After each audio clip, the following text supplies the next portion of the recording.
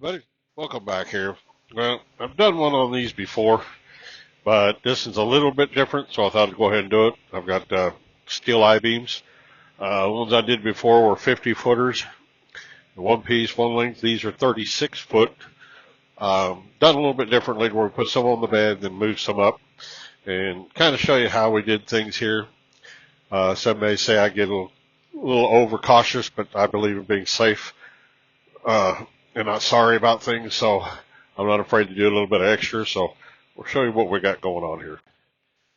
As you can tell, the reason we did these differently, the 36 footer on a 53 foot step, the beams will set on the bottom, even behind the risers.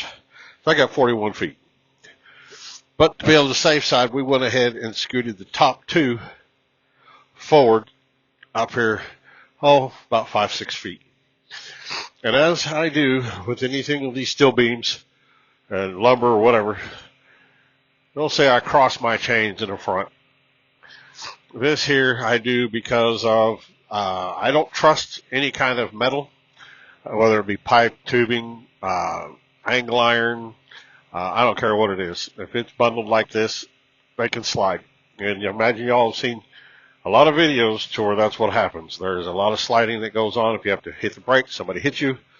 But as you can tell, and of course, these reels here, the way I use my pockets, I should tell everybody, I run down, up through the hook. That way it rotates on the pocket and not just pulling one part.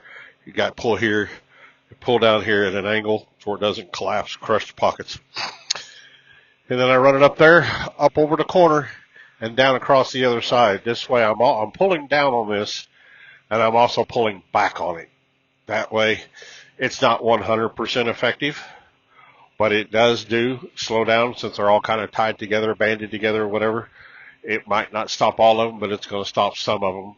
Because the last thing I want is them coming through any more than I have to. If I can slow it down a little bit, that's what I'm going to do. And like I said, here's the chain here that I've got hooked up here, where it goes up over that corner and down across the other side and then up to the front.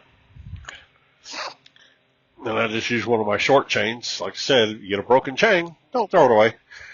Instead of digging out a full chain, so like I said, I've got these pullouts, and it's long enough to stretch up over the top and down to the other side. So, on that one here. And, DOT, they say, you need 2 chains for the first 5 feet and every 10 foot thereafter. I have a tendency of putting a little more, because I've already got the 2 there. We got another one right here. Then you go down here about another, 4 feet, 5 feet. I've got another one right here. And when I do these, I will use 2 spools, the 2 here. It improves how much they'll hold. It doesn't quite double it because you're only pulling on the 2 sides and not wrapped all the way around, but you're probably getting about 1.5 more strength out of it by using the 2. And then I've got it to where it just rolls over to the other side, and I've got the same thing on the other side. It's just basically what it is. Same thing here. As you can tell, back around the 2 spools, up over the top. And we've done this all the way down here. As you can tell, each one, same thing. Now, as you can tell, we don't have it down here. It doesn't go all the way here. But as you can tell, I used the 2 spools up top, but my binder I've got in the middle. And I use my ratchets back here to help hold it down, hold it together, put it in the middle, kind of squeezes it together to help hold the back end here. And here's the second one here. As you can tell, let's see, I've got 1, 2, 3, 4, 5, 6, 7, 8, 9 chains on here. I don't mess around when it comes to these things. I just assume better safe than sorry, like I tell everybody. Like I said, you can see the back side of it where I've got my binders on the top here. I'll do it on these low ones.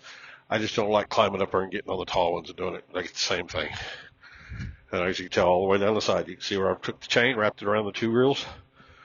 And going down there with this driver just backed in here. He sees what I'm doing, but they ain't got no respect for nobody. All kinds of parking lots almost empty, but they got to park right on top of you. This is what we do. The 2 spools, hooked it up high to take the slack out. That's one of the reasons of pulling them up higher. It takes the slack out and you get near as much chain. I've done it all the way down through there.